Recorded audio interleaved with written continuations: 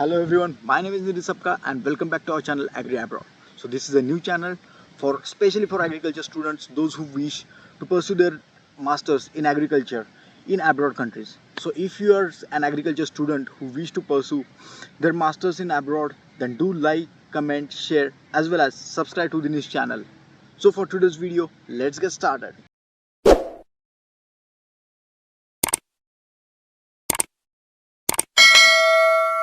Okay, so in the last video we talked about how the points you should consider by selecting a specific country. So after you select a specific country, you decide which country you want to go. So it comes then to selecting the college and the course that you want to pursue, right? So today in today's video we'll be talking about the points you should consider while selecting your college as well as your course. So the first point that comes in this section is it a university or college? So there in abroad there are two sections, like in universities as well as there are colleges. So it's a very big difference और इस पे एक separate video भी आएगा. अगर simple भाषा में बोलूँ तो यूनिवर्सिटी और कॉलेज में डिफरेंस है. तो यूनिवर्सिटीज़ में आपको अगर पढ़ना है, if you want to study properly, आपको कुछ ज़्यादा ही पढ़ाकू वाले हो तो please apply in universities. Colleges is a medium of your entry to countries like for in Canada. अगर आप कॉलेजेस में अप्लाई करते हो तो it will be an entry to Canada. आपको कैनेडा आने में एंट्री हो जाएगी. अगर आपको बाकी जॉब्स करके इनकम जनरेट करना है तो colleges is a good option. वैसा नहीं कि कॉलेजेस में एजुकेशन अच्छा नहीं है, बट कॉलेजेस में एजुकेशन अच्छा है. यहाँ पे लाइक प्रैक्टिकल नॉलेज आपको ज़्यादा मिलता है, but it's not that up to mark compare to the university. So आपको अगर पढ़ना है, अच्छे मार्क्स लेने हैं, तो आपको रिसर्च टाइप वगैरह करना है, तो please apply in universities. And after that, the second point is wherever, if you choose university or college, whether it is a private or public university.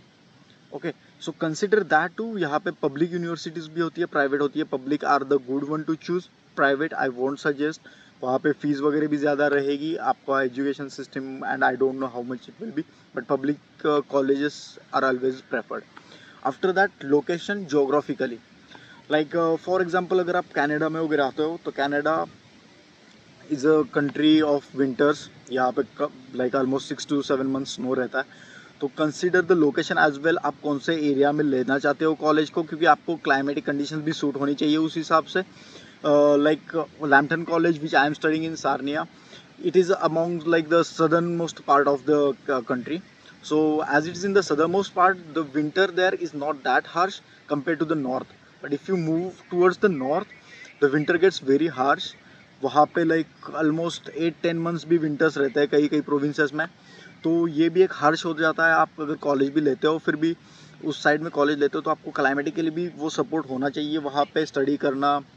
अगर आप एग्रीकल्चर कर रहे हो तो एग्रीकल्चर में वहाँ के जोग्राफिकल लोकेशन भी सपोर्ट होनी चाहिए एग्रीकल्चर रिलेटेड.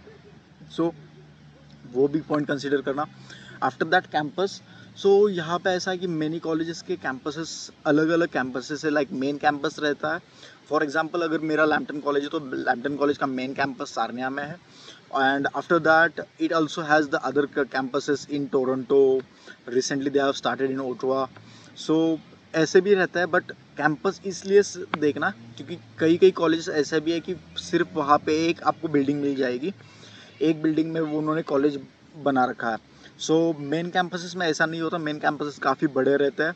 तो आप उस हिसाब से अगर इतना पैसा डाल के आ रहे हो तो कैंपस वगैरह भी उस हिसाब से सिलेक्ट करना. ऐसा ना हो कि आप आए, यहाँ पे सिर्फ एक बिल्डिंग खड़ी है, उसी में पढ़ना पड़ रहा है, बाकी कुछ स्पोर्ट्स एक्टिविटीज़ या फिर बाकी कोई क्लब वगैरह नहीं है ना आप ज्वाइन कर सकते हो. तो ये आपको एक डिफ़िकल्ट हो जाता है, मेंटली भी एक टायरिंग हो जाती है कि एक बिल्डिंग में पढ़ रहे, इतना पैसा डाला हुआ है. सो आई वुड सजेस्ट कि कैंपस भी सिलेक्ट करते समय वो एक पॉइंट कंसिडर कर लेना. उसके बाद में आता है सबसे इम्पोर्टेंट पॉइंट, फ़ीस. कॉलेजेस की फ़ीस कितनी है, आपको कितना देना पड़ रहा है. अगर यूनिवर्सिटीज़ में जाते हो तो यूनिवर्सिटीज़ में कंपेरेटिवली फ़ीस ज़्यादा रहती है, कॉलेजेस में थोड़ी सी कम रहती है. बट डिफरेंट कॉलेजेस में ये करना, आपका खुद का बजट कितना है वो डिसाइड कर लेना, उस हिसाब से कॉलेजेस में वगैरह अप्लाई कर लेना. कई कई कॉलेजेस है वहाँ पे फ़ी बहुत ज़्यादा है. 2 years की फ़ीस लेते हैं वो लोग, तो वो बहुत ज़्यादा हो जाता है. और कई कई कॉलेज में है कम फीस है, सिर्फ 3rd सेमेस्टर का देना पड़ता है. लास्ट सेमेस्टर कोऑप रहता है तो वहाँ पे फीस नहीं देनी पड़ती. आप मैनेज कैसे करते हो तो फ़ीस आपके अकॉर्डिंग, आपका बजट क्या है उस हिसाब से फ़ीस चेक कर लेना। उनके ऑनलाइन वेबसाइट पे फ़ीस मिल जाती है कॉलेजेस के, तो वहाँ से फ़ीस वगैरह चेक करके आप ये सब कंसिडर कर लेना। आफ्टर दैट आता है पॉइंट स्कॉलरशिप्स का, कि बहुत सारी यूनिवर्सिटी स्कॉलरशिप्स अप्लाई करते हैं, कॉलेजेस भी स्कॉलरशिप्स देते हैं, लेकिन यू शुड नो कि कौन से देते हैं, कौन से कोर्स के लिए स्कॉलरशिप अवेलेबल है, आपके परसेंट क्या होने चाहिए, तो उस हिसाब से भी आपको कैलकुलेट कर लेना। ये आपको एक ईजी हो जाएगा आपका फाइनेंस आपको मैनेज करने में। जो भी कैलकुलेशन आप लगा रहे हो आपके बजट के हिसाब से, तो एक फ्री स्कॉलरशिप का एक सपोर्ट हो जाता है, बहुत सारे पैसे भी बच जाता है। तो scholarship consider as well as the part time job availability. So surely कि अगर आप यहाँ पे आते हो तो पार्ट टाइम जॉब करना यहाँ पे नॉर्मल है। आपके डेली एक्सपेंसेस वगैरह निकालने हैं, नेक्स्ट ईयर की फ़ीस कलेक्ट करनी है, तो आपको पार्ट टाइम जॉब करना पड़ेगा। तो पार्ट टाइम जॉब के लिए देखना, क्योंकि अगर फॉर एग्जांपल मैं सारनिया की बात करूँ तो Sarnia is a very small city, तो वहाँ की पार्ट टाइम जॉब अवेलेबिलिटी बहुत कम है। तो वैसे ही कई कई जगह ऐसा है लाइक कनाडा में, कि वहाँ पे saturations of colleges is very much. तो उस एरिया में होता ऐसा है कि वहाँ पे स्टूडेंट्स बहुत ज़्यादा हो जाते हैं और पार्ट टाइम जॉब की अवेलेबिलिटी बहुत कम होती है। लाइक इन सारनिया कई बच्चे ऐसे हैं उनको 8 to 10 मंथ्स जॉब मिली नहीं है।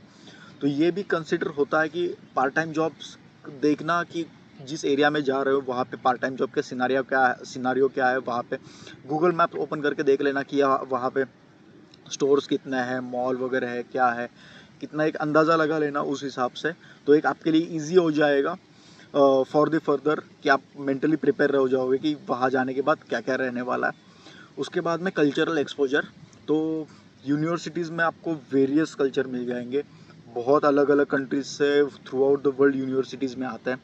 कॉलेजेस में जाओगे तो इतना एक्सपोजर आपको ज़्यादा नहीं मिलेगा, क्योंकि एशियन कंट्रीज़ के ज़्यादा लोग कॉलेजेस में हैं, for example India, Pakistan, Nepal, like बाद में फिर कोलंबिया, फिलीपींस वाले, तो ये लोग ज़्यादा है कॉलेजेस में वगैरह, तो उनके साथ आपको एक्सपोजर भी मिलेगा, लेकिन अप टू द मार्क उतना हाई लेवल नहीं रहेगा, क्योंकि अपने वाले ज़्यादा रहते हैं कॉलेजेस में वगैरह, एडमिशन्स देते हैं। एंड एज वेल एज फिर जॉब, और फिर जिस भी कॉलेज में जा रहे हो तो उसके थ्रू एक लिंक्डइन के थ्रू जाके चेक कर लेना कि वहाँ के स्टूडेंट्स वगैरह अभी क्या कर रहे हैं, जॉब पर तो आइडिया आ जाएगी कि जॉब अपॉर्चुनिटीज़ क्या है, कॉलेज के थ्रू कैसे हेल्प हो जाती है। उनके इंस्टाग्राम पेज को फॉलो कर लेना कॉलेजेस के वगैरह, आपको एक आइडिया आ जाएगी कि वहाँ पे जॉब फेयर्स होते हैं नहीं होते हैं, वहाँ की प्लेसमेंट कैसी है, तो ये एक पूरा आइडिया आ जाएगा आपको। So consider that also. Okay, so these are the points basically that you should consider while selecting the colleges. और उसके बाद आता है कि अगर कॉलेज वगैरह भी सिलेक्ट करते हैं तो उसमें कोर्स कैसे सिलेक्ट करना है, तो कोर्स सिलेक्ट करते करते कौन से आपको पॉइंट्स कंसिडर करने चाहिए। सो फर्स्ट ऑफ ऑल देख लेना कि the course is 2 years course और 1 year कोर्स। ये मैटर करता है क्योंकि अगर आप 2 years कोर्स लेते हो तो आपको 2+3 मिलता है, मतलब 2 years का कोर्स प्लस उसके बाद में आपको 2 years के कोर्स पे ही आपको 3 years का वर्क परमिट मिलता है। अगर 1 year का कोर्स लेते हो तो 1 year पे 1 year का ही वर्क परमिट मिलता है। सो टोटल आपको 2 years ही कनाडा में रहने की ये रहेगी। तो आपको पीआर वगैरह अप्लाई करते समय वो बहुत फास्ट करनी पड़ती है process, and it gets very hard to get PR and to for long stay. So it's better कि आप आते हुए 2 years का प्रोग्राम कंसिडर कर लेना, या फिर 1+1 भी करते हैं कई लोग, लाइक 1 साल अलग कोर्स, फिर यहाँ रह के ही दूसरे साल के लिए किसी अलग कोर्स के लिए अप्लाई कर देते हैं। सो दोनों 2 ग्रेजुएशन सर्टिफिकेट्स हो जाती है अलग अलग, उस हिसाब से वो जॉब के लिए अप्लाई कर सकते हैं, और 1+1 के लिए भी 3 years का वर्क परमिट मिल जाता है। सो देख लेना आपको जो भी अच्छा लगे 2 years और 1 year कोर्स में, बट आई वुड सजेस्ट कि 2 years ही ले लेना। उसके बाद में आप जो भी कोर्स सिलेक्ट कर रहे हो उसमें कोऑप की क्या सीन है। अगर कोऑप फॉर एग्जांपल कोऑप यानी कि यहाँ की होती है इंटर्नशिप, तो मैक्सिमम होता ये है कि लास्ट टर्म में कोऑप रहता है यहाँ पे। तो 4th टर्म अगर कोऑप रहता है तो यू डोंट हैव टू पे fees for the 4th term. So first and second you already pay from India, and like you have study break of 4 months where you collect money, and you can pay for the 3rd semester. In 4th semester you don't have to pay money, and in 4th semester you will have co-op, and you'll like the base is like you have to get qualified for co-op with specific grades. So उतने grades लाने हैं तो आप co-op के लिए qualify हो जाओगे। तो कोऑप रहता है तो आपकी फ़ीस वगैरह भी बच जाती है 4th सेमेस्टर की, प्लस उसमें आप काम करते हो तो आपकी अर्निंग भी ज़्यादा हो जाती है कोऑप में। तो कंसिडर करना कि आप जो भी कोर्स सिलेक्ट कर रहे हो उसके लिए कोऑप है। ये ईज़ी हो जाता है कि आप यहाँ के कॉर्पोरेट में एंटर करने के लिए आपको ईज़ी हो जाता है, कॉलेज के रेफरल के थ्रू आप कोऑप के नाम पे यहाँ के कॉर्पोरेट में एंट्री हो जाती है, आपके रेफरेंस बढ़ जाता है।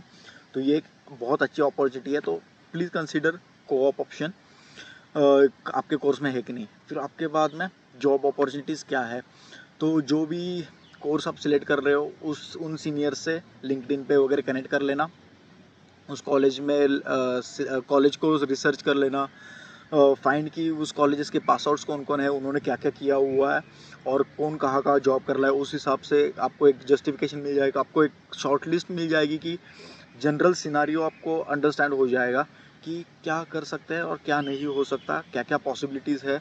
कोर्स के बाद आपको जॉब अपॉर्चुनिटीज़ क्या है उसकी एक जनरल आइडिया आ जाएगी, ठीक है। तो उसके बाद में आपको देखना है कोर्स में सब्जेक्ट्स कौन से हैं। तो ये भी एक इम्पॉर्टेंट पॉइंट है कि आपको जो पॉइंट ऑफ इंटरेस्ट है आपका, ठीक है, उस हिसाब से आप सब्जेक्ट देख लेना, क्योंकि अलग अलग कॉलेजेस रहते हैं, सेम कोर्स रहता है लेकिन वहाँ उनके अंदर सब्जेक्ट्स बहुत अलग अलग रहता है। तो आपको बिजनेस रिलेटेड कितने सब्जेक्ट्स है बिजनेस रिलेटेड, या फिर आपका जो भी पॉइंट ऑफ इंटरेस्ट है उस रिलेटेड उस कॉलेजेस में, लाइक जो कोर्स सिलेक्ट कर रहा है तो उसमें कौन से कैसे सब्जेक्ट्स है, कैसे आपको ये आने वाला है, वहाँ पे एक डिटेल शॉर्ट डिटेल लिखा रहता है अबाउट द सब्जेक्ट। तो वो पढ़ लेना, एक अंदाज़ा आ जाएगा कि आपको कोर्स कौन सा सिलेक्ट करना है। और with this you will get to know कि आपको कोर्स कौन सा सिलेक्ट करना है, कॉलेज कौन सा सिलेक्ट करना है। And I hope this video is very helpful to you, and thank you so much everyone for those who are commenting and asking various questions. मुझे एक आइडिया मिल रहा है कि कहाँ कहाँ क्या क्या वीडियोस बना सकते हैं। सो अगर आपको और ज़्यादा क्वेश्चन है तो please comment down in the comment sections, and that's all for now. Have a good day, thank you so much.